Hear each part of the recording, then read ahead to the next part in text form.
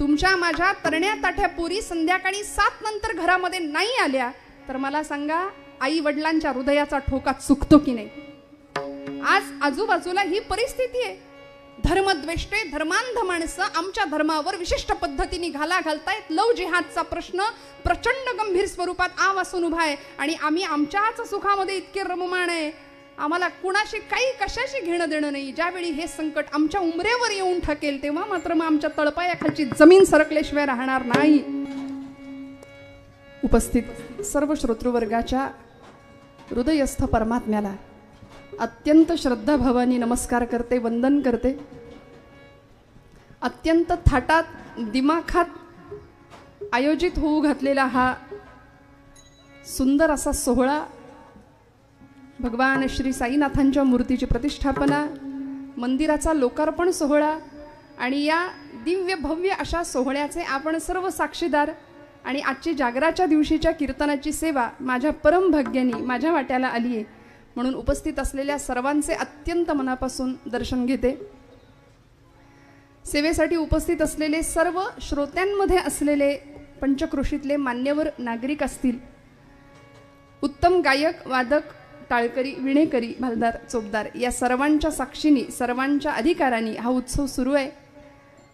ज्यांच्या माध्यमातून मी इथे आले, विषयाला सुरुवात करण्यापूर्वी, अभंगाची पूजा बांधण्यापूर्वी अल्पसा परिहार द्यायचा, तो असा ज्या निमित्ताने आपण सगळे जमलो आहोत ते निमित्त दिव्य आहे. ते निमित्त तुमच्या माझ्या भाग्याचं आहे.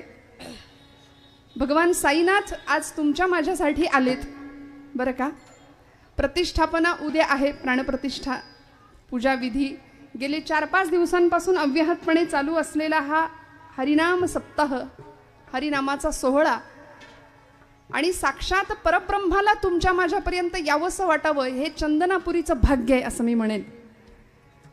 काही वर्षांपूर्वी, नव्हे हजारो वर्षांपूर्वी, शेकडो वर्षांपूर्वी साईनाथांची पावलं त्यांच्या पदस्पर्शांनी पुनीत झालेली ही भूमी आणि त्या भूमीमध्ये मला मगाशी राहणे काकूंनी फार सुंदर सांगितलं की ही मूर्ती इथपर्यंत आली, कुणी दिली, कशी दिली, आजपर्यंत पत्ता नाही आणि महाराज खऱ्या अर्थी गुप्तच आले. ते दान गुप्तच राहिलं. हे तुमचं माझं सगळ्यांचं या पंचक्रोशीचं या भूमीचं भाग्य आहे श्रोते हो. संत सत्पुरुष येतात, ऐसी कर्मे साम्य दशा जय होय विरेशा तै मग आपैसा प्रभू कृपा होय. ती कृपा चालत येते बरं का तुमच्या माझ्यापर्यंत. पण बऱ्याचदा आम्ही देवाची परीक्षा घेतो, प्रतीक्षा करायची विसरून जातो. त्यामुळे प्रतीक्षा केली की भगवान आल्याशिवाय राहत नाही आणि परब्रह्म स्वरूपाला पोहोचलेले, सच्चिदानंद मूर्ती असलेले, परब्रह्म स्वरूप असलेले भगवान साईनाथ आज या नगरीमध्ये, आज या भूमीमध्ये इथं विराजमान झाले. तुम्हाला मला पूर्णपणे स्वतःच्या कृपा छत्राखाली घ्यायला. ज्यांच्या माध्यमातून मी इथे आले ते परम आदरणीय प्रमोद काका रहाणे, जे राजकीय सामाजिक नेतृत्व कसं असावं आणि आपलं असणं, आपलं अस्तित्व इतरांच्या कामासाठी कसं यावं याचा आदर्श वस्तुपाठ असलेले आमचे राहणे काका, मनापासून त्यांना विशेष धन्यवाद देते. त्यांच्या माध्यमातून मी इथे आले. उद्या ज्यांच्या काल्याचं कीर्तन आपण ऐकणार आहोत असे परम आदरणीय ज्येष्ठ कीर्तनकार हरिभक्त परायण उद्धव महाराज मंडलिक, मनापासून त्यांनाही वेगळा नमस्कार करते. अनेक मान्यवर, नामदार, आमदार, मोठमोठ्या मान्यवर मंत्री आणि समाजसेवकांच्या आतिथ्याखाली सुरू असणारा हा हरिनाम सोहळा ही खरी दिवाळी आहे बरं का. आपण सगळे जागे राहा. 7चं कीर्तन 8ला सुरू झालंय, अर्धा तास पंचपदीमध्ये गेलेला आहे. इथून पुढे आता माझ्याकडे उर्वरित वेळ घड्याळ्यातले 10 असले तरी सुद्धा थोडंसं पुढे मागे होतं. हो म्हणा, होतं ना? हां, चालतं. म्हणजे घड्याळ्यातले 12 वाजले तरी चालणार आहेत. कीर्तनाचे वाजायला नको म्हणजे झालं. विठ्ठल विठ्ठल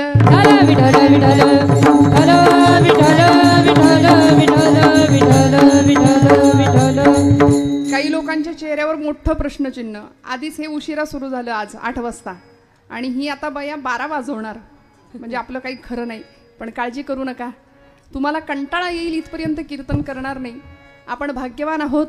भरतभूमीमध्ये जन्माला आलो, त्यातल्या त्यात महाराष्ट्रामध्ये जन्माला आलो आणि त्यातल्या त्यात चंदनापुरीसारख्या परमपवित्र अशा पावन क्षेत्रामध्ये आपण जन्माला आलो की जिथे भगवंताला यावंसं वाटलं.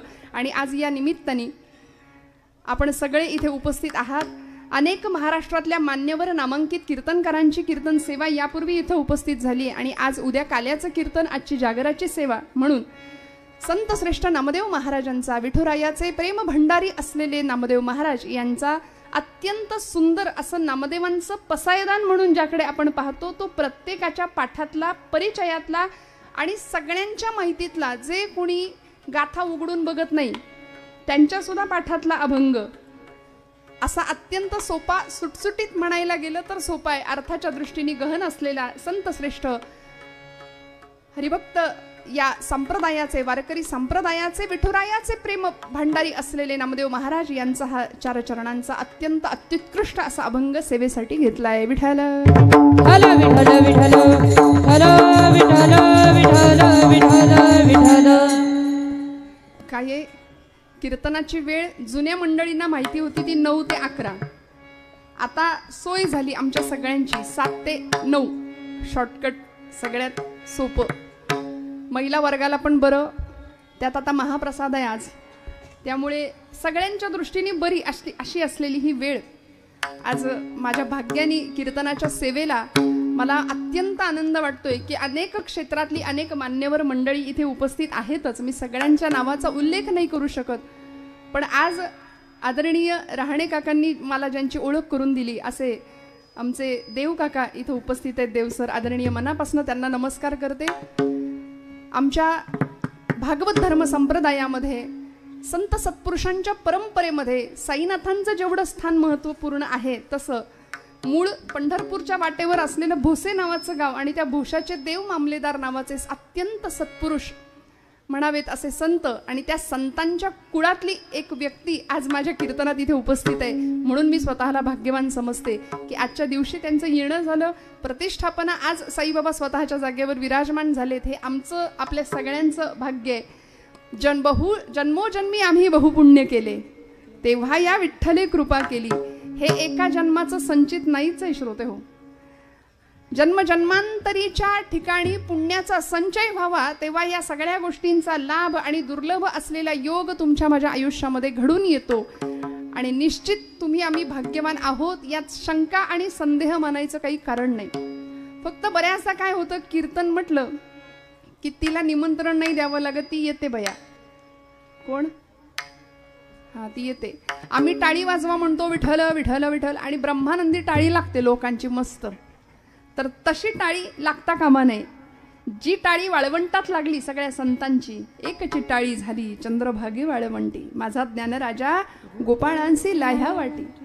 नामदेव कीर्तन करी प्रेमे पुढे नाचे पांडुरंग, असा भक्तीचा जागर गजर सोहळा जिथे घडला, अशा वाळवंटामध्ये जी टाळी झाली ब्रह्मानंदी टाळी, ती टाळी तुमची माझी लागावी. कारण कीर्तन भक्तीचं सारभूत तत्व जर काय असेल तर ब्रह्मीभूत काया होतसे कीर्तनी, भाग्य तरी ऋणी देवैसा. म्हणून असा ब्रह्म साक्षात्काराचा अनुभव, आनंद अनेक संतांनी घेतला. 12व्या शतकामध्ये संत श्रेष्ठ ज्ञानराज माऊलींनी या भागवत धर्म संप्रदायाचा, या वारकरी संप्रदायाचा पाया रचला. पाया असा भक्कम होता की त्या पायावरती इमारत उभी राहिली आमच्या संप्रदायाची. त्या इमारतीवर शेकडो वर्ष झाली आजपर्यंत अनेकांनी प्रहार केले. अनेकांनी अनेक प्रकारे आमच्या वारकरी संप्रदायाला, आमच्या हिंदू धर्म संप्रदायाला, भागवत धर्म संप्रदायाला अनेक प्रकारे त्रास देण्याचा प्रयत्न केला बरं का. मग तो शस्त्राचा असेल, खूप लक्ष देऊ नाही का सुरुवातीपासून, शास्त्राचा असेल, अनेक प्रकारे अनेक लोकांनी या मंदिराला प्रहार करण्याचे प्रयत्न केले, परंतु त्याच्या चिऱ्याला सुद्धा तडा नाही गेला. कारण पाया भक्कम होता माझ्या माऊलींनी घातलेला. पाया भक्कम असला की घर उभं राहतं की नाही छान, तसा आमच्या धर्म मंदिराचा पाया ज्ञानोबांनी घातलाय. 750 वर्षापूर्वी 16 वर्षाचं लेकरू जगाकडून येणारं सगळं विष प्राशन केलं, पचवलं आणि चूळ भरली ती अमृताची. ब्रह्मविद्येचा सुकाळ केला ज्ञानेश्वरीच्या रूपाने तुमच्या माझ्या घरामध्ये. आज माऊली स्वतः विराजमान आहेत हे विसरून चालणार नाही. आम्हाला असं वाटतं माऊली नाही आहेत आता, तुकोबा नाही आहेत, पण गाथा आहे ना मग तुकोबा आहेत, ज्ञानेश्वरी आहे ना मग माऊली आहेत, दासबोध आहे, समर्थ रामदास स्वामी आहेत, नाथ भागवत आहे, नाथ माऊली तुमच्या माझ्या घरात आहेत. फक्त ते बघण्याची दृष्टी तुम्हाला मला प्राप्त झाली म्हणजे मिळवलं. आणि या ज्ञानोबांनी स्थापन केलेल्या पायावरती ही बांधलेली इमारत संतांनी संत कृपा झाली इमारत फळाली, ज्ञानदेवे रचिला पाया, उभारिले देवालया, नामातयाचा किंकर त्याने केला हा विस्तार. आणि ज्यांचा अभंग आपण आज निरूपणाला घेतला कीर्तनरूपी सेवे करता असे आमचे नामदेव महाराज, की ज्या महाराजांनी हा भक्तीचा प्रसार प्रचार करावा, हातामध्ये भागवत धर्माची भगवी पताका घ्यावी म्हणून ह्या पताका लावलेत की नाही आपण आज इकडे सगळीकडे भगवं भगवं दिसते की नाही. गरज आहे बरं का भगवं करायची सध्या, कारण धर्म आमचा संकटात आहे. धर्म त्यालाच म्हणतात जो धारण करतो तो धर्म, जो धारणा करतो तो धर्म, तुमचं माझं रक्षण करतो तो धर्म. आणि धर्म जर आमचं रक्षण करावं असं वाटत असेल तर आज संकटात असलेल्या धर्माचं आपण रक्षण करायची वेळ आली आहे. म्हणून मंदिरं, देवशाळेतला देवळातला देव, वेदशाळेतला वेद, स्त्रीचं शील, तरुणांचा पराक्रम, वृद्धांचं जीवन हे सगळं सुरक्षित राहावं याकरता आमच्या संतांनी, आमच्या सत्पुरुषांनी हे सगळे घाट घातले. आणि संत वाङ्मयाच्या रूपाने तुम्हाला मला जीवनाची एक सुंदर दिशा दाखवून दिली आहे. म्हणून भागवत धर्माची पताका आहे, झेंडा नाही. का हो? झेंडा पक्षाचा असतो म्हणाले, धर्माची पताका असते. कारण त्या पताकेचं एक टोक आहे नामाचं, दुसरं टोक आहे भक्तीचं. नामाचं एक टोक, भक्तीचं एक टोक, नामाचं एक टोक, ज्ञानाचं एक टोक आणि दांडा आहे तो भक्तीचा आहे बरं का. भक्तीच्या दांड्यावरती नाम आणि ज्ञान स्थापित आहे. म्हणून ही भागवत धर्माची पताका दिमाखात डौलत आज शेकडो वर्षांपासून आमच्यापर्यंत पोहोचलेली आहे. आणि अशी पताका पोहोचवणारे, सर्वदूर पोहोचवणारे, फक्त महाराष्ट्र नाही तर संबंध भारतामध्ये ही पताका पोहोचवणारे संत श्रेष्ठ विठुरायाचे अत्यंत प्रेमळ भक्त संत श्रेष्ठ आमचे नामदेव महाराज. या महाराजांनी विस्तार करावा, पंढरपुरात राहिले, पंढरपुरात राहून भागेना. कारण पांडुरंग फक्त विटेवरच आहे अशी धारणा असलेल्या नामदेवांना आमच्या ज्ञानोबांनी सांगावं, नाम्या अरे देव काही फक्त विटेवरच आहे, देव काही फक्त पंढरपुरातच आहे.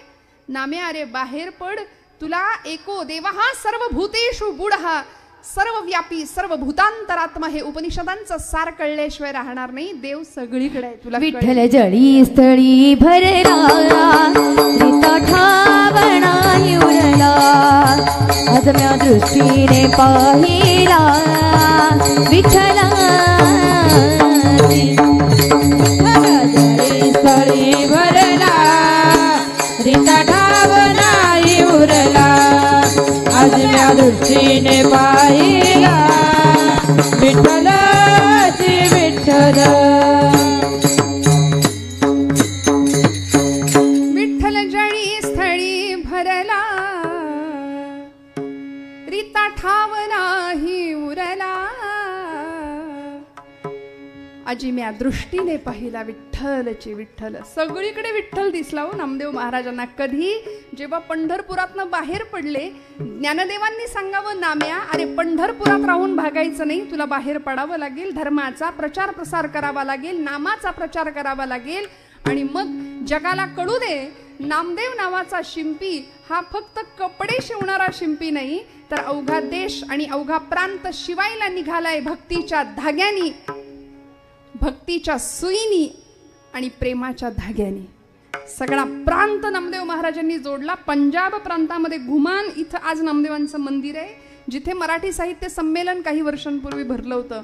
अशा सर्वदूरपर्यंत पोहोचलेल्या नामदेवांच्या नंतर काळ येतो संत श्रेष्ठ एकनाथ महाराजांचा, ज्यांनी भागवत धर्माला खऱ्या अर्थी खांब दिला. जनार्दन एकनाथ खांब दिला भागवत. आणि अशी स्थापना झालेली मंदिराची रचना, त्या मंदिराचा कळस होण्याचं काम आमच्या तुकोबरायांनी केलं. तुका म्हणे आता, तुका म्हणे आता, तुका म्हणे आता, उरलो उपकारा पुरता.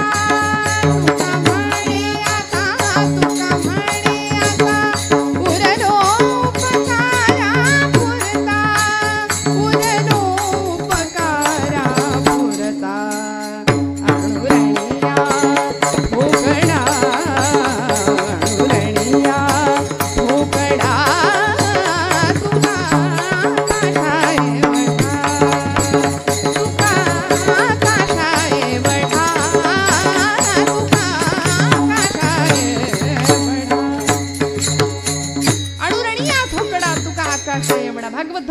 संप्रदाय मंदिराला कळस चढवण्याचं भाग्य तुका झालं असे कळस भजन करा सावकाश.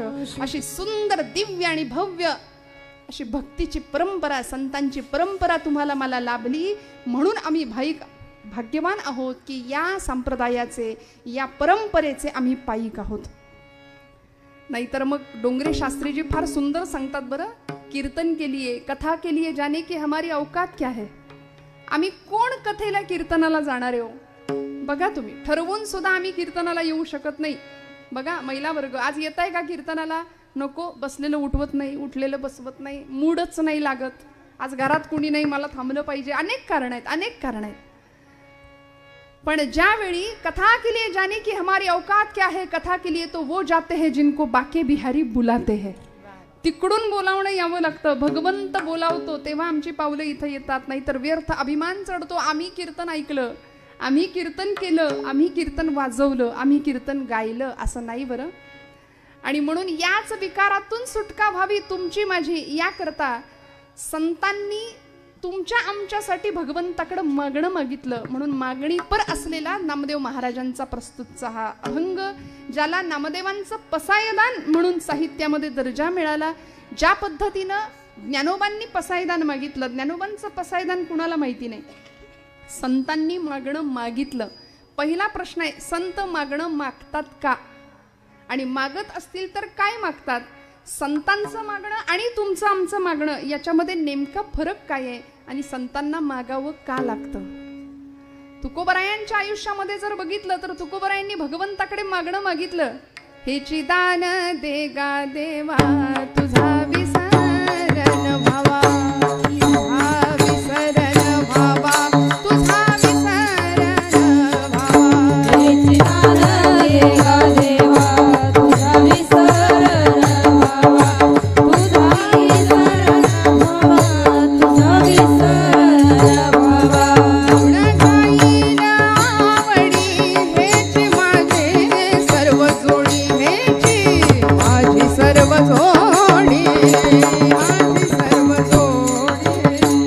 गुण गाईला आवडी हेची माझी सर्व जोडी, हेची माझी सर्व जोडी, हेची माझी सर्व जोडी. तुकोबांचं मागणं, महाराजांचं मागणं, हेची दान दे गा देवा. 5 तास कीर्तन करावं तुकोबरायांनी, आणि पांडुरंगाने येऊन विचारावं, तुम्हाला मला देव कधी विचारेल का असं, बोल तुला काय हवंय, बोल मी तुझ्यावर प्रसन्न आहे. एकतर आम्ही अशी प्रार्थना करत नाही, त्यामुळे देव आमच्या समोर येत नाही, पहिली गोष्ट. आणि आला तो जर म्हणालाच माग, तर मागायचं काय हे आम्हाला कळत नाही. आम्ही नको त्या नश्वर गोष्टी मागतो. दानपेटीमध्ये 10 रुपयाची नोट टाकतो आणि म्हणतो यंदा पोरीचं जुळू दे, पोराला नोकरी लागू दे, प्रपंचामध्ये सुख मिळू दे, शेजाऱ्याचं वाटोळं होऊ दे, अशी आमची मागणी. अहो पण संतांचं मागणं वेगळं होतं. परोपकाराय सताम विभूतया, जगाच्या कल्याणा संतांच्या विभूती देह कष्टविती परोपकारे. या न्यायाने ज्यावेळी परमात्मा पांडुरंग उभा राहायचा भगवंत तुकोबरायांसमोर, आणि तुकोबराय सांगायचे देवा काय देशील. भगवंत म्हणायचे माग, तुला काय हवं ते माग. भानुदास महाराजांना सुद्धा पांडुरंगाने म्हणावं काहीतरी मागा, काहीतरी मागा. भानुदास महाराज म्हणले मला काही नको, तुलाच काही हवं असलं तर तूच मागून घे माझ्याकडून. याला म्हणायचं भक्त, याला म्हणायचं संत. नाथांचे वंशज पूर्वज असलेले भानुदास महाराज म्हणायचे देवा मला तू देशील असं मला काही नकोय म्हणाले, तुलाच जर काही पाहिजे असेल तर तू मागून घे. हे धाडस संतांकडे होतं, हा अधिकार संतांकडे होता. आणि म्हणून भानुदास महाराजांना भगवंत म्हणतात मला तुझ्या कुळात जन्म घ्यायची परवानगी दे, म्हणून नाथांचा जन्म आहे. तुकोबारायांना भगवंतांनी विचारावं तुकोबा काहीतरी मागा. महाराज म्हणले नको देवा मला काही नको. ही अवस्था भक्तीची की काहीच मागत नाही, त्याला प्रेम म्हणतात. बरं आम्हाला जर मागा म्हटलं की आमची यादी तयार आहे. बघा तुम्ही प्रत्येकाच्या मनात सुरुवातच झालं असेल, देव आला समोर मी हे मागून घेईन पहिल्यांदा. फारच काही नाही तर आमच्या महिला वर्गाचा आवडीचा विषय, जे जे मागता येईल तेवढं भगवंताकडे सगळं मागू. आम्ही प्रपंचातलं सुख मागू, पोराबाळांचं सुख मागू, पैशांचं सुख मागू, भौतिक सत्ता संपत्ती, कारण आम्हाला लौकिक प्रसादच महत्वाचा वाटतो. अलौकिक प्रसादाचा अर्थ कळायला वेळ लागतो श्रोते हो. अलौकिकातला प्रसाद, अलौकिकातलं मागणं संतांनी मागितलं. आम्ही लौकिक प्रसादाला महत्व देतो म्हणून आमच्याकडे म्हण आहे, भजनाला 8 आणि भोजनाला 60. विठ्ठल विठ्ठल विठ्ठल विठ्ठल विठ्ठल विठ्ठल. म्हणून एवढी एरवी 7 दिवसात सुद्धा न फिरकणारी माणसं महाप्रसादाला असतात की नाही, काल्याला असतात. आमच्याकडे म्हण आहे, अलौकिकातला प्रसाद आम्हाला त्याचा अर्थ कळत नाही, तो अर्थ कळायला आयुष्य जावं लागतं, त्यासाठी संतांचे पाय धरावे लागतात, तेव्हा आम्हाला भगवंताचा अलौकिक प्रसाद काय असतो ते कळतं. आम्ही लौकिकातल्या प्रसादासाठीच तुझं माझं माझं तुझं करत बसलो आणि तो लौकिक प्रसाद प्राप्त करण्याकरता जीवाचं रान करायला तयार आहे आम्ही. पण लौकिकापेक्षा अलौकिक मागणं संतांनी मागितलं. ज्यावेळी तुकोबरायांच्या समोर पांडुरंग म्हणतात तुकोबा मागा मागा मागा, त्यावेळी महाराज म्हणतात देवा काय देशील रे, माझ्या वडिलांची मिराशी गा देवा, तुझी चरण सेवा पांडुरंगा. उपवास पारणे राखिला दारवंता, उपवास पारणे राखिला दारवंता, उपवास पारणे राखिला दारवंता, उपवास पारणे राखिला दारवंता. केला भोगवता आम्हालानी, केला भोगवता आम्हालानी, उपवास पारणे राखिला दारवंता, उपवास पारणे राखिला दारवंता. केला भोगवता आम्हालानी, केला भोगवता आम्हालानी, उपवास पारणे राखिला दारवंता, उपवास पारणे राखिला दारवंता. उपवास पारणे राखीला दारवंटा. भगवंता हे सगळं आम्हाला आमच्या वाड वडिलांच्या कृपाशीर्वादाने मिळाले. इको बंद करा दादा, कमी ठेवा मगापेक्षा. माझ्या वडिलांची मिराशी गा देवा, तुझी चरण सेवा पांडुरंगा. देवा काय देशील, अरे आमच्याकडे संपत्ती म्हणूनच आम्हाला हे मिळाले, तू काय देणार आता. तुकोबा म्हणतात आमच्या वडिलांची मिरास आहे. मिरास या शब्दाचा अर्थ कॉन्व्हेंटला जाणाऱ्या पोरांना कधीच कळणार नाही, फार तर तो कीर्तनात कळेल, फार तर तो मराठी माध्यमाच्या पोरांना कळतील. आता याच्यातून मी इंग्लिश मिडियमला घालू नका आणि मराठी मिडियमला घाला हे सांगायला आलेली नाही. काळाची गरज आहे, आमच्या पोरांना उत्तम इंग्लिश बोलता आलंच पाहिजे, पण आमच्या मायबोलीला विसरून चालणार नाही. तुकोबांची गाथा काढायची असेल, ज्ञानोबांची ज्ञानेश्वरी काढायची असेल या जन्मात, तर मराठीला सोडून चालणार नाही. महाराज म्हणाले माझ्या वडिलांची मिरास. मिरास या शब्दाचा अर्थ ॲसेट असा आहे बरं का. आता असं बोललं मराठीत की लवकर कळेल. आणि ॲसेट या शब्दाचा अर्थ आहे संपत्ती, वारसा हक्काने जे मिळतं की नाही ते. तुकोबा म्हणतात आम्हाला वारसा हक्काने काय मिळाले, तुझी चरण सेवा पांडुरंगा. आज आमच्या घरातलं 16 वर्षाचं कार्ट वडिलांना विचारतं तुम्ही आमच्या करता काय ठेवले, विचारतं की नाही. 20, 22, 25 वर्षाचं वय झालं, जरा मिसरूड फुटलं, जरा काही कळायला लागलं की आम्ही आमच्या पालकांना विचारून मोकळे, 7-12चा उतारा आमचं नाव पाहिजे आता, आमच्यासाठी तुम्ही काय ठेवलं असं म्हणणारी आजची पिढी. आणि तुकोबरायांसारखा एक द्रष्टा संत तुकोबराय सांगतात माझ्या वडिलांची मिराशी गा देवा, तुझी चरण सेवा पांडुरंगा. भगवंता मला तुझ्या चरणांची सेवा माझ्या वाडवडिलांकडून मिळाली आहे, तू मला काही द्यावं असं काहीच नाही, आणि द्यायचंच असेल तर हेची दान दे गा देवा, तुझ्या विसर न व्हावा. असं उदात्त मागणं, देणारा तेवढ्याच ताकदीचा, मागणारा तेवढ्याच ताकदीचा. ज्ञानोबांच्या बाबतीमध्ये जगानी फक्त निंदा अपमान छळ एवढंच दिलं. आमच्या साईनाथांचं उदाहरण घ्या, पणत्या पेटवायला, दिवे पेटवायला तेल सुद्धा नाही, लोकांनी चेष्टा करावी, पाणी द्यावं तेल म्हणून आणि पाण्यावरती दिवे पेटवावेत, हा चमत्कार करावा. या चमत्कारासाठी संतांचा जन्म नव्हता श्रोते हो. साईनाथांना चमत्काराची हौस नव्हती हो. ब्रह्मचैतन्य गोंदवलेकर महाराज सातारचे एक प्रसिद्ध संत आहेत, ते म्हणायचे संत जेव्हा चमत्कार करतात त्यावेळी त्यांच्या पातळीपेक्षा कितीतरी खाली आलेले असतात. साईनाथांना लोकांचा विश्वास बसावा याकरता चमत्कार करावे लागले, चमत्काराची हौस नव्हती. साक्षात ब्रह्मतदाकार वृत्तीला सच्चिदानंद अवस्थेला पोहोचलेली ही विभूती. आणि अशा वेळी ज्ञानोबांच्या काळात सुद्धा ज्ञानोबांना कमी नाही त्रास दिला लोकांनी. इतकं छळलं. रस्त्याने जाताना माधुकरी मागताना कुणीतरी झोळी हिसकावून घ्यावी, पीठ ओढून घ्यावं, सांडावं सगळं जमिनीवर, कुणीतरी पिठात रेघोट्या ओढाव्यात. काय पाप केलं होतं मला सांगा, काय पाप केलं होतं असं? हा. आणि अशा वेळी हे सगळं सहन करावं या चारही भावंडांनी. आई वडिलांनी देहांत प्रायश्चित्त घ्यावं. का? मुलांना संन्याशाची पोरं म्हणून हिणवू नाही समाजाने. ब्रह्मचित्काला मुक्ताई निवृत्तीनाथांना सांगते, दादा आई कुठे गेली रे? निवृत्तीनाथ सांगतात, मुक्ता आई आपली देवाघरी गेली. मुक्ताई सांगते, आई तर रोजच जाते देवाघरी, अश्वत्थ वृक्षाला प्रदक्षिणा घालते, सिद्धेश्वराला जाते, आत्ता येईल आई म्हणाले. नाही मुक्ते, आई कायमची निघून गेलीये, देहांत प्रायश्चित्त घेतलं आई वडिलांनी असं सांगितलं. आणि मुक्ताईनी परकर पोलक घातलेली 4 वर्षाची पोर निवृत्तीदादांच्या मांडीवर बसते आणि सांगते, निवृत्ती दादा आई गेली, मग आता तुम्हाला आई कुठली हो? तुम्हाला आई कुठली? ढसढसा बांध फुटला निवृत्तीनाथांचा. मुक्ताईच्या भुरभुरत्या केसावरनं हात फिरवला आणि सांगतात, मुक्ते आजपासून तू माझी आई, आद्यत्रय जननी देवांची. काय दिलं हो समाजाने या सगळ्या लोकांना. पण तरी सुद्धा जे खळांची व्यंकटी सांडो तया सत्कर्मी रती वाढो, भूता परस्परे पडो मैत्र जीवांचे. जे खळांची व्यंकटी, दुष्टांचा दुष्टपणा संपू दे, तया सत्कर्मी रती वाढो. असं इतकं देखणं मागणं जगाच्या पाठीवर कुणीच नाही मागितलं, आमच्या संतांनी मागितलंय. जगाने फक्त त्रास दिला. आम्हाला जर आमच्या शेजाऱ्यांनी त्रास दिला तर आम्ही त्याचं सुख चिंतू का हो? खरं सांगा अंतःकरणापासून. नाही ना. म्हणून संतांचं हृदय वेगळं, तुमचं माझं हृदय वेगळं. आम्ही आपल्या माणसाचं सुद्धा अहित कसं होईल याच्या प्रयत्नात असतो रात्रंदिवस.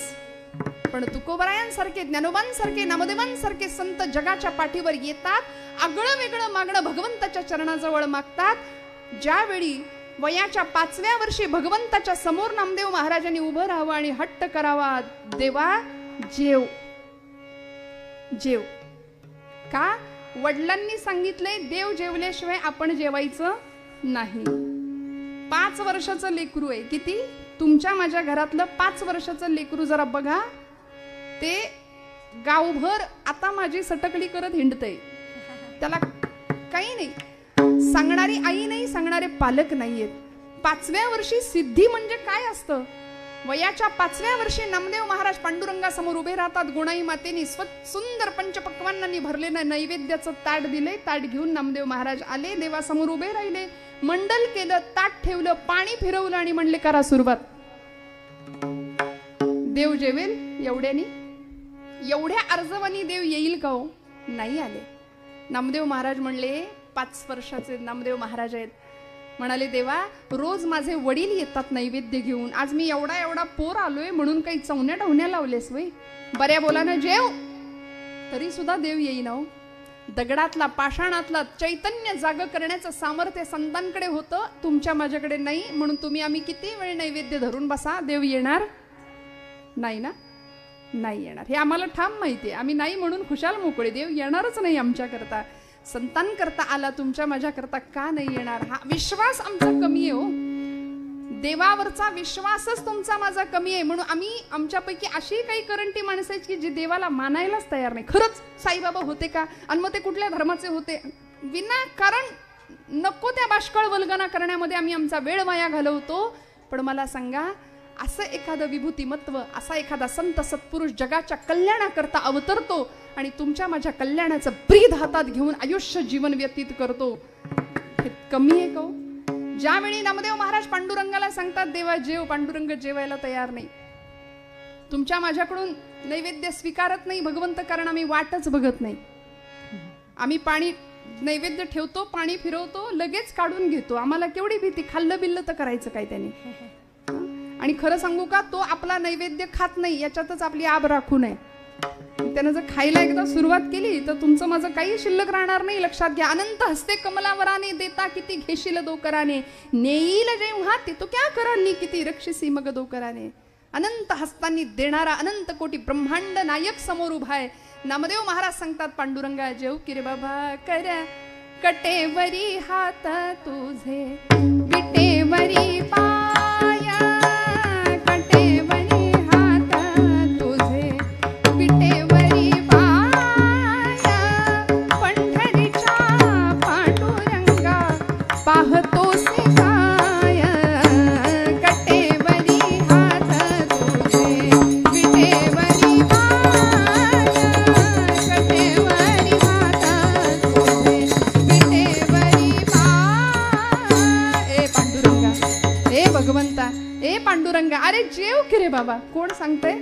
नामदेव महाराज. जेव की रे पांडुरंगा, जेव की रे. जेवायलाच तयार नाही, यायलाच तयार नाही. शेवटी डोळ्यातनं टचकन पाणी ओघळलं. वयाच्या 5व्या वर्षीचा बाल सुलभ स्वभाव. भगवंता बाबांनी सांगितलंय देव जेवण्याशिवाय आपण जेवायचं नाही. देवा आता जर जेवला नाहीस ना तर चुलीतलं जळकं लाकूड आणून सडकून काढीन. आई आपल्याला घरी जे जे करते ते सगळं चाललं होतं तिथं. माझी आई मी जेवलो नाही तर मला मारते. मी तुला मारू का? बऱ्या बोलानं जेव. तरी देव हालायला तयार नाही. पांडुरंगा जेव की रे बाबा, जेव की रे बाबा. आता वडील येतील, मला विचारतील नाम्या देव जेवला का? तेव्हा मी सांगेन नाही. मग बाबांच्या हातून मार खात बसण्यापेक्षा देवा तू जर जेवला नाहीस तर इथं तुझ्या पायरीवर डोकं आपटून जीव देतो म्हणजे. आणि धावले नामदेव महाराज 5व्या वर्षी. पायरीवर डोकं आपटणार, थडकन डोक्याला लागलं नाही. गाभाऱ्यातनं आवाज आला, नाम्या, ए नाम्या, अरे दगडाचा देव कधी जेवतो का रे? नामदेव महाराज हुशार म्हणाले, ना पांडुरंगा मी काही खोळा नाही. दगडाचा देव कधी बोलतो का रे? बोललास. चाटून पुसून ताट स्वच्छ करायला लावलं पांडुरंगाला.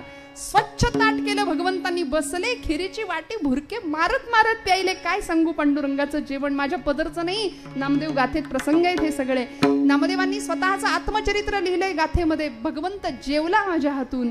आणि मग असा भक्तीचा अधिकार 5व्या वर्षी मिळतो. ते नामदेव महाराज पंढरपुरात तर आपलं वेगळेपण निर्माण करतात. कीर्तनाच्या माध्यमातून ज्ञानाचा दीप जगामध्ये लावतात. अखंड भारत भ्रमण करतात. आणि वयाच्या 80व्या वर्षी पंढरपूर सोडलं होतं.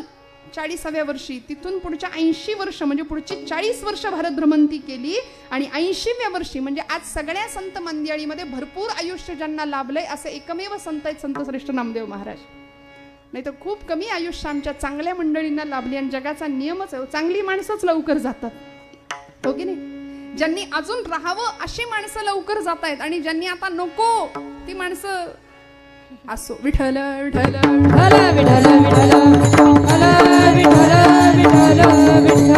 80व्या वर्षी नामदेव महाराज पांडुरंगाच्या पायरीवर येऊन उभे राहतात. गात्र थकलेली आहेत. ज्या पायरीवरून 5व्या वर्षी संवाद साधला होता, ज्या पायरीवर 5व्या वर्षी भांडण केलं होतं पांडुरंगाशी, ज्याच मंदिरामध्ये भगवंताशी खेळ खेळले होते, नाचले होते कीर्तनामध्ये भगवंत, त्या पायरीवर येऊन उभे राहिले. म्हणले देवा आठवलं का रे? याच पायरीवर उभा राहून तुझ्याशी हट्ट केला होता जेवायचा, तुझ्याशी हट्ट केला होता माझ्याशी खेळायचा. पांडुरंगा आता बस म्हणाले. आता या पायरीचा चिरा होऊन राहतो, या पायरीचा चिरा होऊन राहतो. भगवंत आले, कडकडून आलिंगन दिलं आपल्या विठुराय भगवंतांनी आपल्या प्रेम भंडारी असलेल्या नामदेव महाराजांना. आणि नामदेव महाराज म्हणतात भगवंता बस म्हणाले, सगळं मिळालं आता काही नको. भगवंत म्हणतात नामया सगळ्यांसाठी सगळं मागतोयस पण स्वतःसाठी काही मागत नाहीस. एकदा स्वतःसाठी काहीतरी माग, स्वतःसाठी काहीतरी माग. नामदेव महाराज म्हणले नाही देवा काही नको, काही नको. नाही नामदेवा तुला मागावंच लागेल, माझ्यासाठी काहीतरी माग, माझ्यासाठी. कल्पना करा ना महाराजांच्या जागी आपण असतो तर देव मागे लागलाय, माग माग माग माग. आणि आमची यादी लगेच तयार राहील. पण नामदेव महाराज म्हणतात नाही देवा काहीच नको, काहीच नको. भगवंत म्हणतायत मागा नामदेवा, माझ्या करता मागा. नामदेव महाराज सांगतात देवा एकतर मला काही नको आहे आणि द्यायचंच असेल तर काय देशील, त्याची यादी नामदेव महाराज सांगतात पहिल्या चरणापासून. अकल्प आयुष, अकल्प आयुष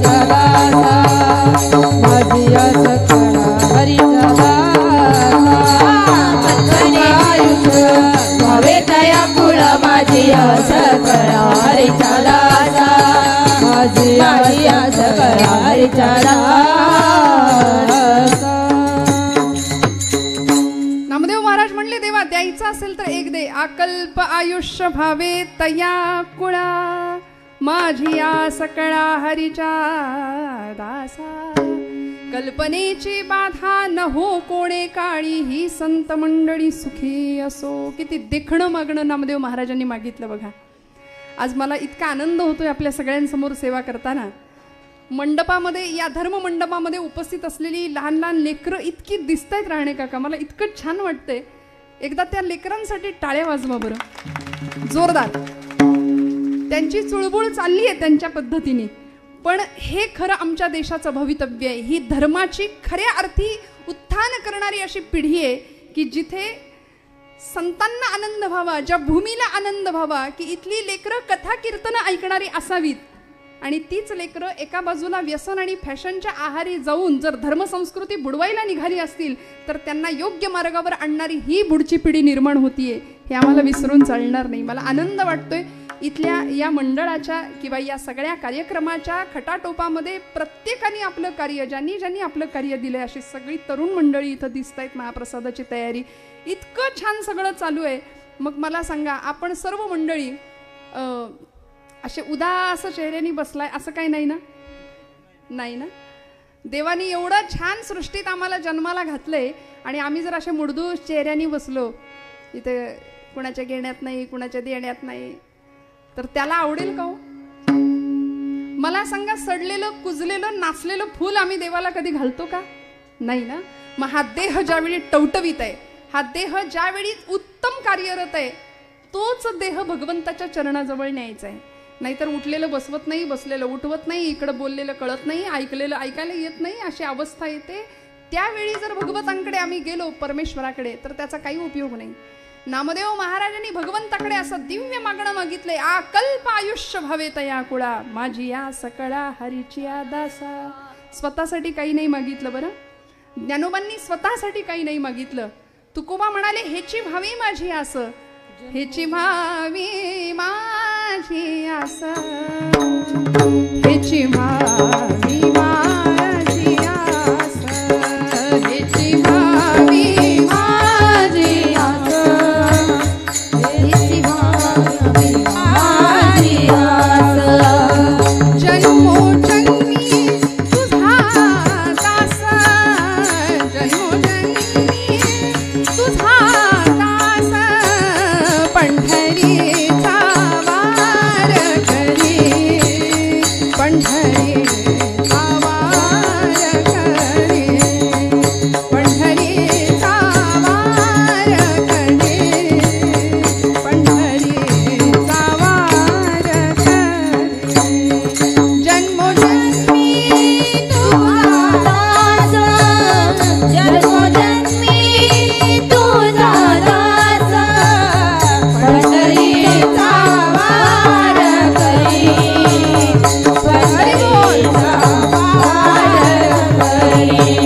पंढरीचा वार करी, पंढरीचा वार करी, पंढरीचा वार करी.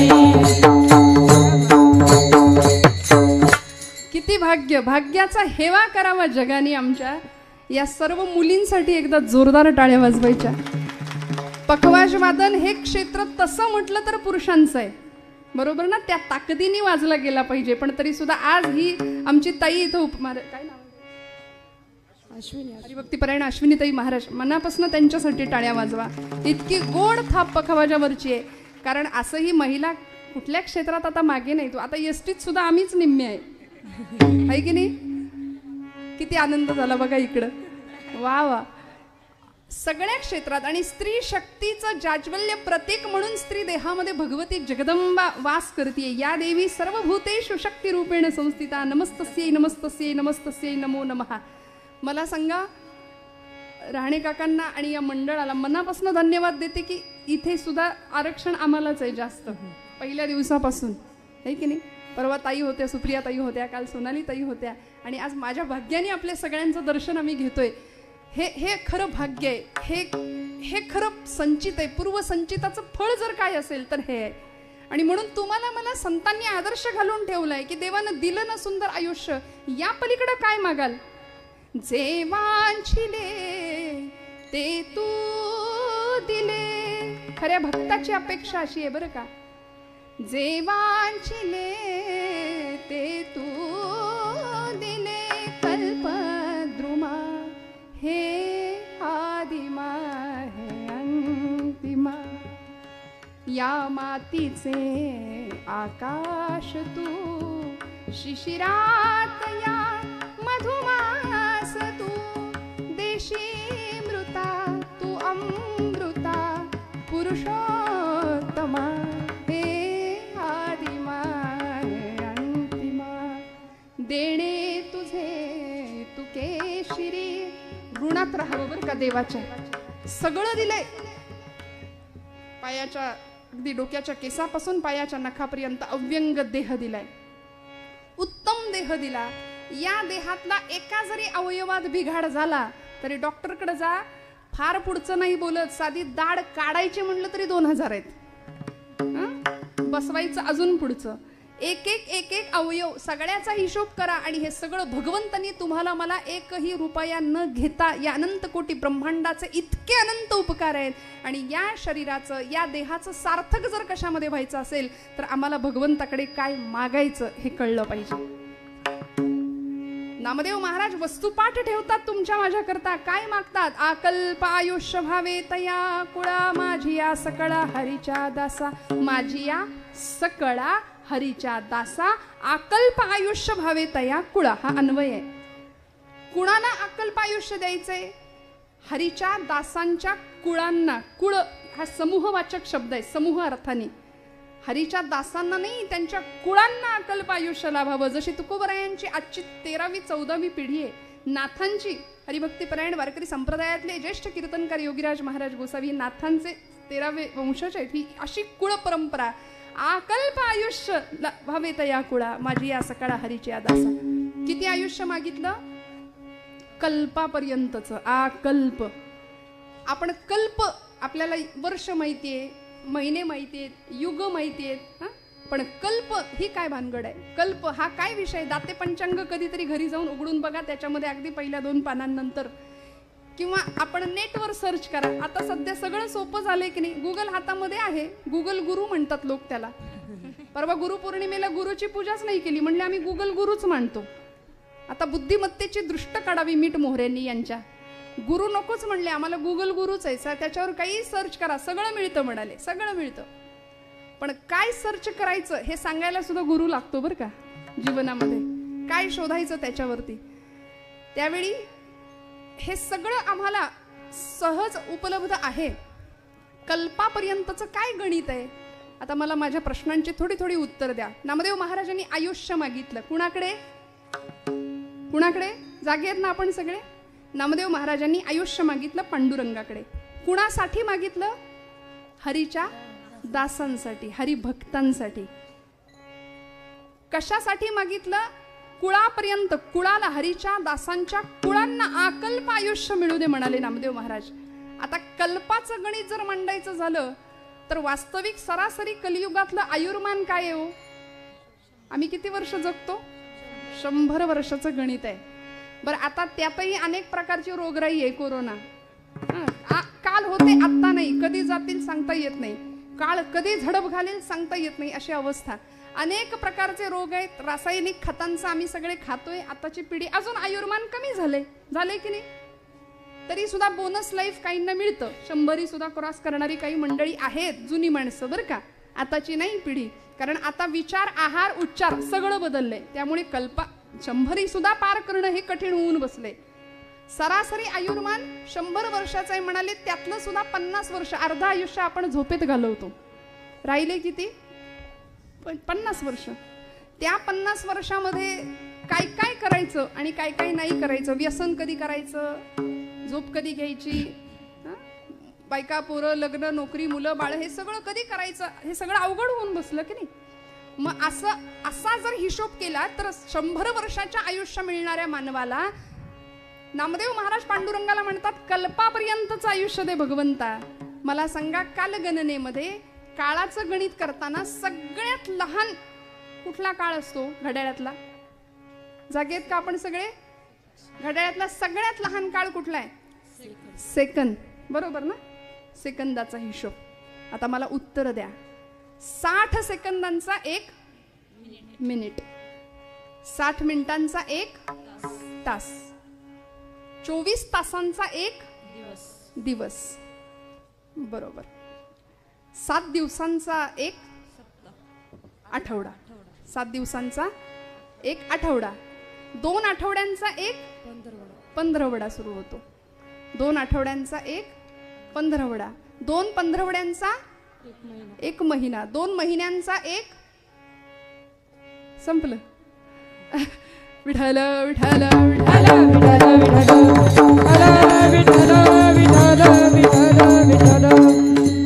2 महिन्यांचा 1 ऋतू असतो. बरोबर? 2 महिन्यांचा 1 ऋतू. ऋतू किती आहेत? ऋतू आपल्याकडे किती आहेत श्रोते हो? आपण सगळे जागे आहात? किती? कोण म्हणतंय 3? सावधपणे उत्तर द्या. कोण म्हणतंय 6? 3 जे कोण म्हणतंय ना, ते उन्हाळा, हिवाळा, पावसाळा बहुतेक, नाही का? ते मोसम आहेत, ते ऋतू नाही. 6 ऋतू आहेत आपल्याकडे. आता या सगळ्या मुलांना विचारा, त्यांना शाळेत असतं पाठांतराला, आणि नसेल तरी आपण सांगूया आता त्यांना 6 ऋतू कुठले बाबा. या 6 ऋतूंचा पैकी 3 ऋतूंचं 1 आयन असतं. 6 ऋतूंचं 1 आयन, असं वर्षाला 6 महिने, पूर्ण 1 वर्ष झालं. 2 आयन, दक्षिणायन आणि उत्तरायण, असं 1 वर्ष झालं. 1 वर्ष. अशी 4,32,000 वर्ष ज्यावेळी होतात तेव्हा एक कलियुगाचं आयुष्य पूर्ण होतं असं सांगितलंय. कलियुग केवढं मोठं? 4,32,000 वर्ष होतात त्यावेळी. 8,96,000 वर्ष होतात, 8,64,000 वर्ष होतात त्यावेळी द्वापार युग आहे. बरोबर ना? आमच्या चोपदारांचं पाठ आहे सगळं गणित बरं का. मागे हळूच प्राउंटिंग आहे माझ्यासाठी. विठ्ठल विठ्ठल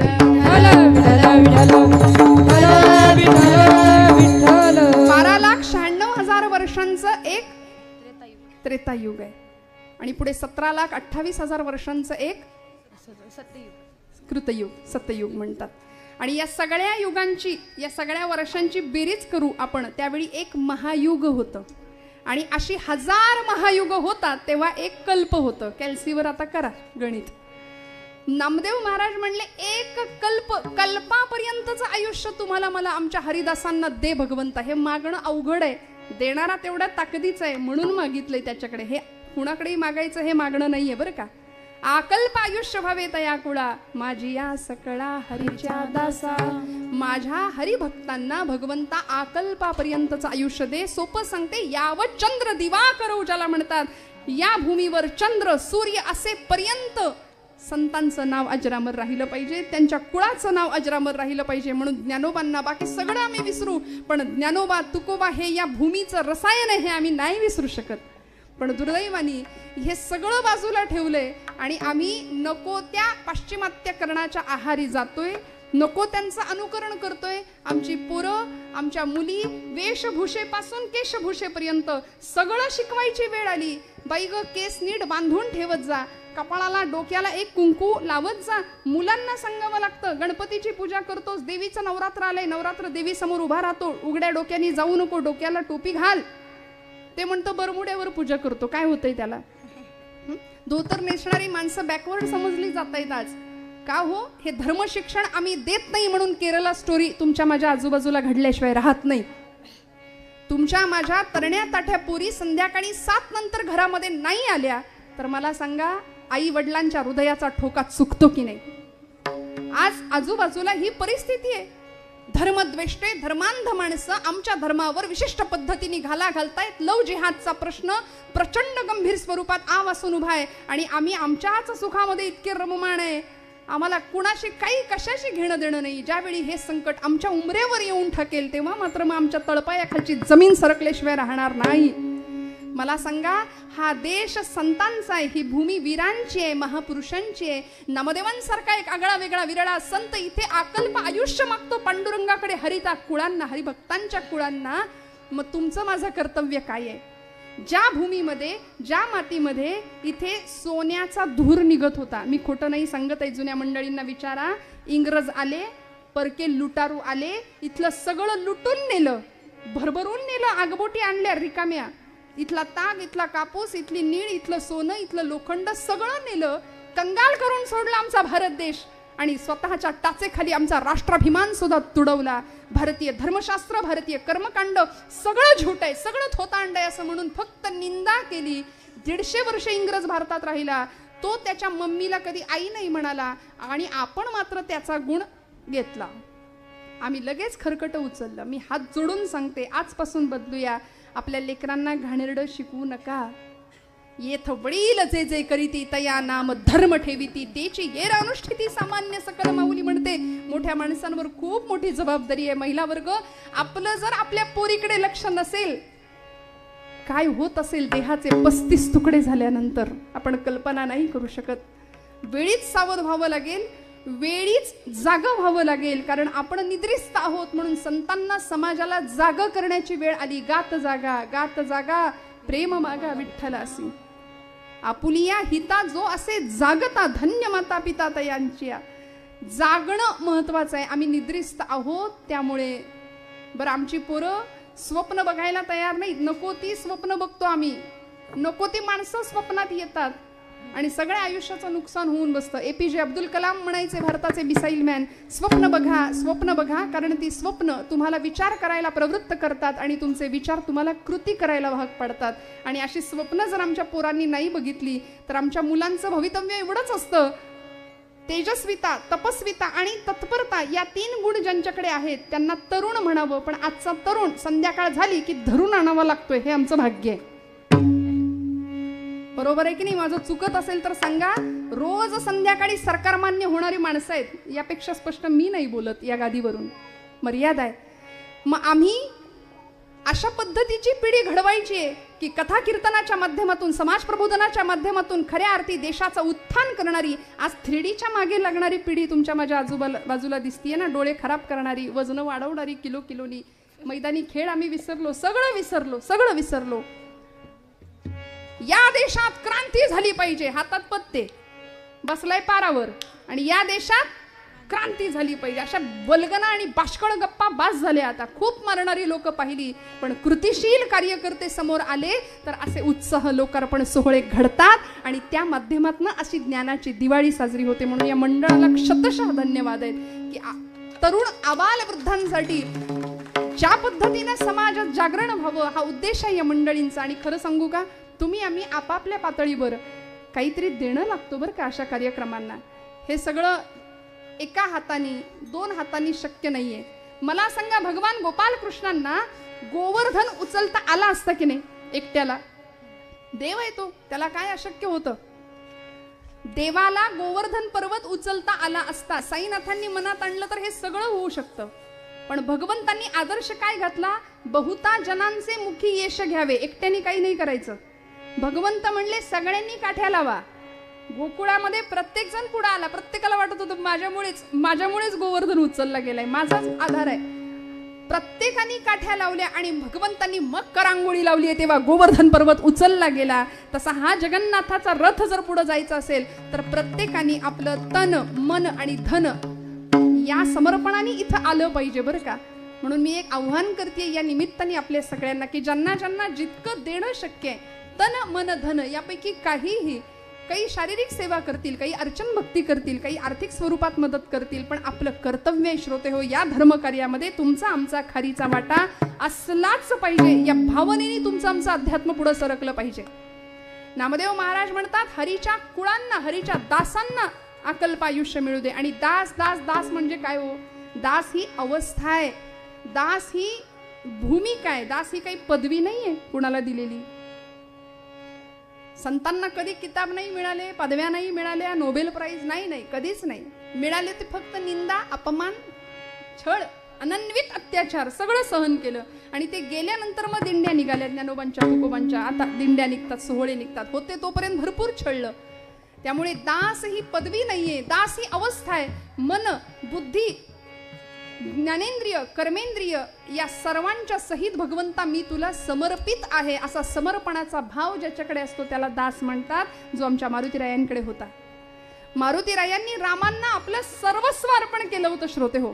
काय दिलं होतं? म्हणून प्रसादासाठी ज्यावेळी मारुतीराय उभे राहतात की नाही त्यावेळी सगळ्यांना सगळं मिळालं. मारुतीराय म्हणतात, रामा तुमच्या पायाखालची एखादी चुरगळलेल्या फुलाची पाकळी जरी तुम्ही मला दिली तरी मला चालेल. म्हणाले भगवंता मला प्रसाद द्या. आपल्याला प्रसंग माहितीये, मारुतीरायांना प्रसाद रामांनी नाही दिला. ज्या क्षणाला सीतामाईंच्या लक्षात आलं, म्हणाले मारुते इकडे ये. मारुतीराय एवढे आनंदित झाले, म्हणाले बाप विसरला पण आई नाही विसरली माझी. टोन टोन टोन उड्या मारत पार्टीच बदलली हो, पक्षच बदललं. इकडे बसले, आता आईकडे बसले. आणि आईने डोक्यावरनं हात फिरवला, म्हणले मारुते किती कष्टलास, किती श्रमलास आमच्या करता. तू नसतास तर रामायण घडलं नसतं, तू नसता तर रावणवध झाला नसता, तू नसता तर लंका दहन झालं नसतं, तू नसता तर प्रभूंची मुद्रिका माझ्यापर्यंत पोहोचली नसती, तू नसता तर अहिरावण महिरावणाच्या तावडीत आम्हाला सोडवलं नसतं, तू नसता तर द्रोणागिरी आणलाच नसता कोणी. अख्खं मेडिकल स्टोअरच उचलून आणलं होतं द्रोणागिरी. कळेनाच तिथं गेल्यावर नक्की काय, सगळंच उचलून आणलं. काय काय असतं दास्यत्व. अशा दासांच्या कुळांना नामदेव महाराज आयुष्य मागतायत, अकल्प आयुष्य, चिरंजीव करा भगवंत असं सांगतायत. आणि ज्यावेळी सीतामाईंनी कंठा दिला गळ्यातला, आनंद झाला, बाहेर जाऊन ते फोडून टाकलं, आले परत. रामांनी काय करावं? मारुते ज्यावेळी छाती विदीर्ण करून दाखवली समाजाला, सगळ्या सृष्टीला, की या हृदयामध्ये फक्त भगवंत आहे, फक्त भगवंताचा अधिष्ठान आहे, या हृदयामध्ये मी रामू असता सर्व सुखांचा आराम परिभ्रांतासी काम विषयांवरी. आम्ही भ्रांतचित्त आहोत, विषयांच्या मागे लागलो म्हणून आम्हाला देव आतमध्ये दिसतच नाही. मारुतीरायांना तो दिसला. भगवंतांनी काय केलं, भगवंत काय देतो बघा. रामप्रभू सिंहासनावरून उठले, राज्याभिषेक झालेला आहे. भगवंतांचा पोझिशनचा विचार नाही केला. याला म्हणायचं राजा. खुर्ची सोडली हो, उठले आणि धावत गेले मारुतीरायांना. म्हणाले मारुते तुला द्यायला माझ्याकडे दुसरं काहीच नाही. म्हणले काय देऊ तुला मी, तुला द्यायला माझ्या या हृदया व्यतिरिक्त मी तुला मारुते काही देऊ शकत नाही. मारुते मी तुला मलाच देऊन टाकतो म्हणाले आणि कडकडून मिठी मारली. मी स्वतःला तुला देतो. देव या पातळीवर येऊन भक्तासाठी करायला, तुका म्हणे त्याचा देव सर्व भार चालवी कामार होऊन या गडी व्हायला तयार आहे. कडकडून मिठी मारावी आणि मारुतीरायांना सांगतात सांग तू कोण आहे. मारुतीराय म्हणतात देहबुद्ध्या तू दासोहम, आत्मबुद्ध्या देहबुद्ध्या तू दासोहम, जीवबुद्ध्या त्वदंशकः. जीव पातळीवर जर तुम्ही मला विचाराल तर मी तुमचा अंश आहे आणि आत्मबुद्ध्या त्वमेव अहम इति मे निश्चिता मतिः. आत्मपातळीवर तुम्ही आणि मी एकच आहे असा ऐक्यत्वाचा अद्वैताचा अनुभव भगवंत देतात. नामदेव महाराज सांगतात देवा अशा भक्तांना आयुष्य तर देच, पण अजून सांगतो बरं का. भगवंत म्हणले बास एवढंच का, आता माग म्हणालास ना, आता ऐक माझं मागणं पुढचं काय. अभंगाचं दुसरं चरण. कल्पनेची बाधा न हो कवने काळे, कल्पनेची बाधा न हो कवने काळे, कल्पनेची बाधा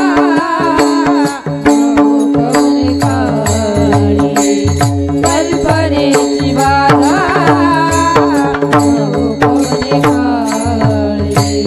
कल्पनेची बाधा न हो कवने काळे, कल्पनेची बाधा न हो कवने काळे, कल्पनेची बाधा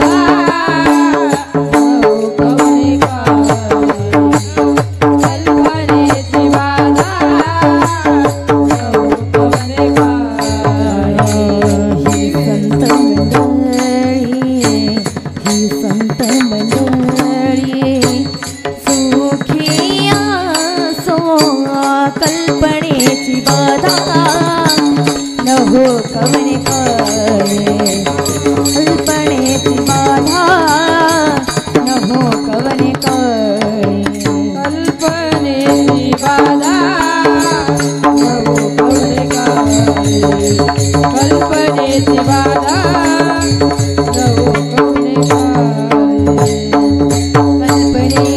बाधा न हो कवने काळे. संत मंडळी सुखी असो, ही संत मंडळी सुखी असो, कल्पनेची बाधा न हो कवने काळे. संत मंडळी सुखी असो, आई संत मंडळी सुखी असो. कल्पनेची बाधा न हो कोवणे काळी, ही संत मंडळी सुखी असो. नामदेव महाराज म्हणले माझ्या भक्तांना, भगवंता तुझ्या हरिदासांना कल्पनेची बाधा नाही झाली पाहिजे. कारण माणूस स्वभाव गुणधर्मानुसार कल्पना विश्वात फार रमतो. म्हणाले मी असं करीन तसं करीन, याऊ करीन त्याऊ करीन. हे नुसतं बोलाची कडी आणि बोलाचा आपल्याकडे म्हण आहे बघा. आमची ऐन तारुण्यातली पोरं मी असं 25शीत असं करीन तसं करीन याऊ करीन, त्या वास्तविक काहीच नाही. आणि मग 60-70 ओलांडल्यावर अशा माणसाला विचारलं नाही काय हो 25शीत कसे होता, काय गेलं सगळं देवाची इच्छा.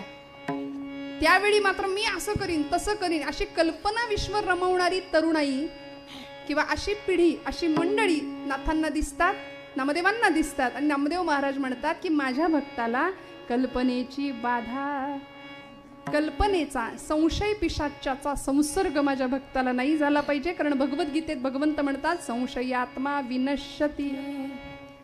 अनेक दुर्गुणांची छाप त्याच्यावर पडता कामा नये.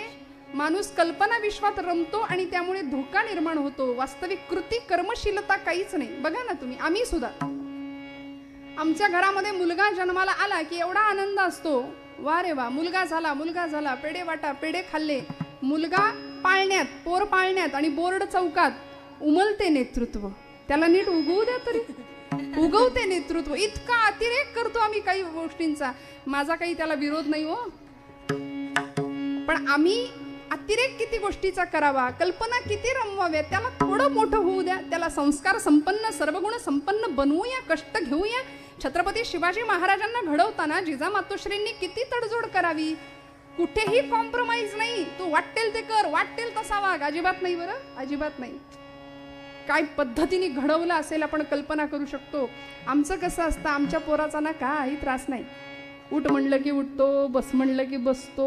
अगदी यांच्या वळणावर गेलाय वडिलांच्या, त्यांना सुद्धा उठ म्हणलं की उठतात, बस म्हणलं की बसतात. उसको हिंदी में गोबर गणेश कहते, जहां बिठाओ वही बैठे.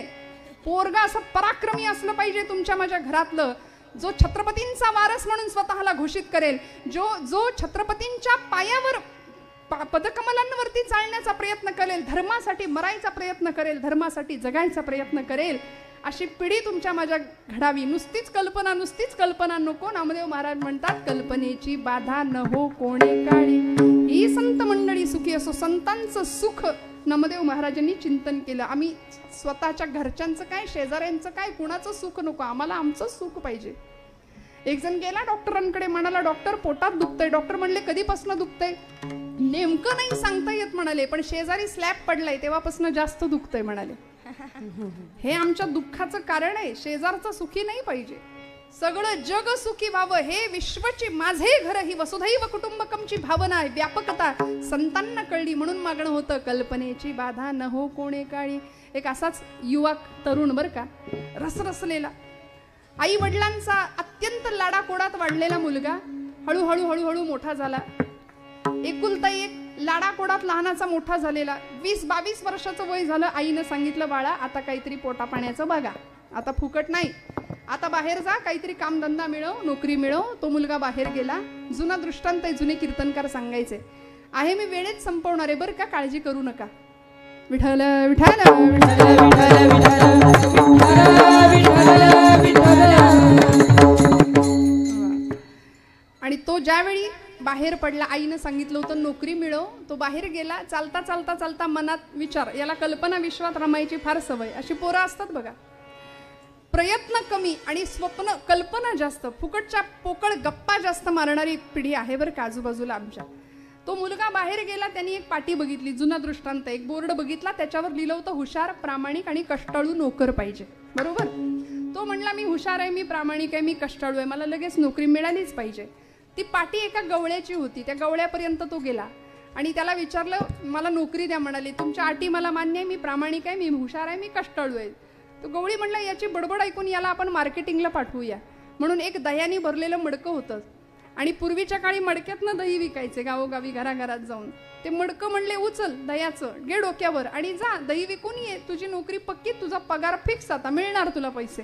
याला इतका आनंद झाला, म्हटलं आजच बाहेर पडलो, नोकरी मिळाली, वा वा वा, आता पैसा मिळेल, मग त्या पैशाचं मी करू काय. म्हटलं एक म्हैसच विकत घेतो, आता एक म्हैस विकत घेऊया. हळूहळू दूध दुभतं वाढलं, गाई गुरं वाढली, गोठा बांधावा लागला. त्या गोठ्यामध्ये मालकालाच कामाला ठेवलं बरं का. याचा विचार चालू आहे, दह्याचं मडकं डोक्यावर आहे, म्हणाला मालकालाच त्या गोठ्यामध्ये कामाला ठेवूया. इतका पैसा, दुधाचं उत्पादन वाढलं, दूध उत्पादक सहकारी संघाचा अध्यक्ष झाला. इतकं हे काल्पनिक गोष्ट आहे बरं, कुणाचं स्पेसिफिक काही हे सांगत नाही, दृष्टांत आहे असं समजा. सिद्धांत पक्का व्हावा याकरता दृष्टांताची योजना असते. पण आम्ही श्रोते काय करतो, आम्ही दृष्टांत घरी जाऊन घरी नेतो आणि सिद्धांत इथंच राहतो. तसं नाहीये. कीर्तनातला दृष्टांत हा उदाहरणापुरता आहे, सिद्धांत जास्त कळावा, पक्का व्हावा याकरता.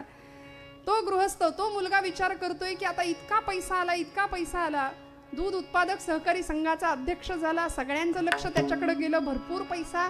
मग श्रीमंत मुलींची स्थळं याला यायला लागली, लग्न झालं, उत्तम मुलगी घरामध्ये आली, प्रचंड पैसा. काही सामाजिक पक्षांना, काही सामाजिक संस्थांना दानधर्म द्यायला सुरुवात केली, काही संस्थांना डोनेशन्स द्यायला सुरुवात केली. मग लोकांचं लक्ष गेलं, म्हणाले आमच्या पक्षात या ना. एका पक्षामध्ये प्रवेश केला आणि नुसता केला नाही, उमेदवार म्हणून उभा राहिला, निवडून सुद्धा आला. निवडून आल्यानंतर ज्या गावामध्ये जन्म झाला होता त्या गावच्या लोकांनी गावचे सुपुत्र म्हणून सत्कार करायचं ठरवलं आणि रेड कार्पेट, सगळी VIP ट्रीटमेंट, लोक ग्रामस्थ जमले, टाळ्यांचा कडकडाट, गुलाबाच्या फुलांचा हार गळ्यात घालायला आणला होता. हा स्टेजवर आला, लोकांनी याच्या गळ्यामध्ये गुलाबाच्या फुलांचा हार घालायला घेतला, मान खाली केली, तसा धप्प दिशे आवाज आला तसा हात दचकला आणि यांनी बघितलं ते दह्याचं मडकं खाली, दही मातीमोल झालं, मडकं फुटलं. आता मला सांगायचंय ते ऐका. मडकं हे नशीब आहे, दही हे आयुष्य आहे. नशीब फुटलं की आयुष्य सांडतं, सांडलेलं आयुष्य गोळा करता येत नाही, फुटलेलं मडकं पुन्हा सांधता येत नाही, ते मातीत जतन करणं मातीतूनच आलेलं असतं. त्यामुळे हातात संधी आहे, वेळ आहे, त्या वेळेचा परिपूर्णपणे उपयोग करावा. कल्पनेमध्ये रमणं धोक्याचं आहे हे जाणून घ्यावं. कल्पनेची बाधा न हो कोणे काळी, ही संत मंडळी सुखी असो. आणि नामदेव महाराज काय मागतात तो, वारा न लागो राजसा, अहंकाराचा वारा न लागो राजसा, अहंकाराचा वारा न लागो राजसा, अहंकाराचा वारा न लागो राजसा,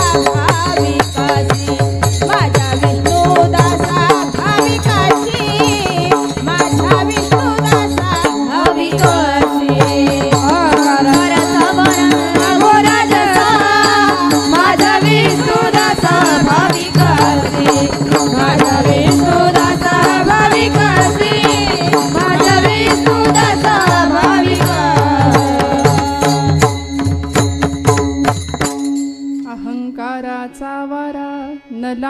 राजसा माझ्या विष्णुदासा भाविकासी. आचार्य जगद्गुरु आद्य शंकराचार्य म्हणाले की अवस्था कशी असली पाहिजे जीवाची, भक्ताची. न मे द्वेष रागो न मे लोभ मोहो, मदो नैव मे नैव मात्सर्य भावो, न धर्मो न अर्थो न कामो न मोक्षो, चिदानंद रूप शिवोहम शिवोहम, अहम निर्विकल्पो निराकार रूपो, विभुर्व्याप्य सर्वत्र सर्वेंद्रियाणि सदा मे समत्वम.